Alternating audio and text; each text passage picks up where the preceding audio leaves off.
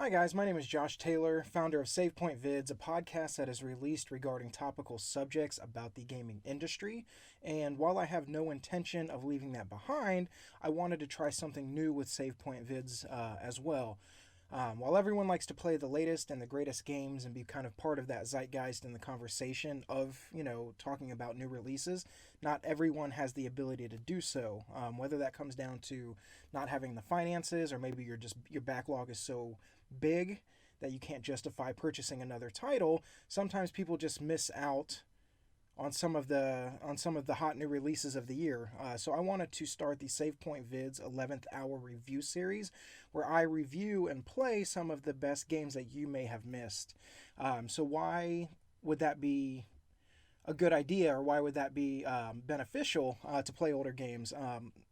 The biggest thing for me is that I fit into those above reasons. I can't always play every single big new release that comes out, mostly because of finances, just to be transparent with you guys.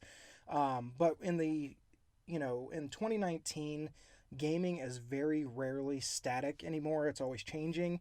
Whether that's a patch to fix a couple bugs, whether it's the release of additional content, it's always dynamic. So I want to answer the question: is this game, whatever it may be, is it still worth playing months, if not years, after its initial release?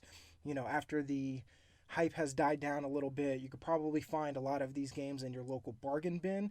Is it still worth your money? And more importantly, is it worth your time?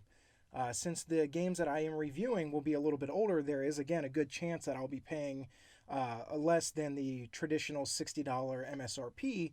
And for the sake of transparency, I'm always going to tell you where I purchased the game and what price I paid for them. Okay?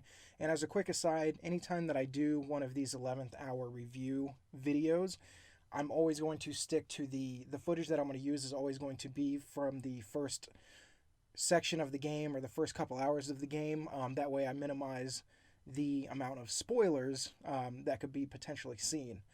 So without further ado, guys, I wanted to introduce the first video that I wanted to do, all about Detroit Become Human. Originally released on May 25th, 2018 by Sony Interactive Entertainment and developed by Quantic Dream, the plot follows the lives of three androids: Kara, who escapes the owner she was serving to explore her newfound sentience; Connor, whose job it is to hunt down sentient androids; and Marcus, who devotes himself to releasing other androids from servitude. To say anything more would spoil the finer details of the plot, but if you've ever played a Quantic Dream game before, you know that the lives and fates of these three characters will cross and diverge depending on your decisions. By the virtue of those performances, and by the end of the game, you have been on an emotional roller coaster with them that made each dangerous situation, where they could possibly end up dead if you made the wrong choice, a very real fear. If you make a snap decision and it doesn't end up playing out the way you had planned, you certainly feel that pain and disappointment right alongside them. With the leaps forward in performance capture technology, along with the increased power of the PS4, it's no surprise that this game is still stunning even in 2019. There is some very impressive nonverbal communication happening when the camera zooms in on a character's face, for example, that just wouldn't have been possible before. Couple that with the impressive detail in the game's environments, and you certainly have one of PS4's prettiest games. The presentation isn't perfect, however. There is a lot of clumsy dialogue and overly long expositions that I feel actually pull you out of the scene. A lot of the on-the-nose references are made throughout the game about androids and their place in society that are directly spelled out instead of just implied. One obvious example: the public transit system in Detroit Become Human has an androids-only section at the very back of the bus. Subtle, this game is not. The gameplay itself is very familiar to anyone who has played Quantic Dream's previous games. Most of the major action scenes are played out with QuickTime event button presses, usually as a timer counts down, adding a little tension to the proceedings. It is certainly effective, as there is one scene in particular where I had to escape that I failed to input the controller prompt on time, forcing me to find another way out.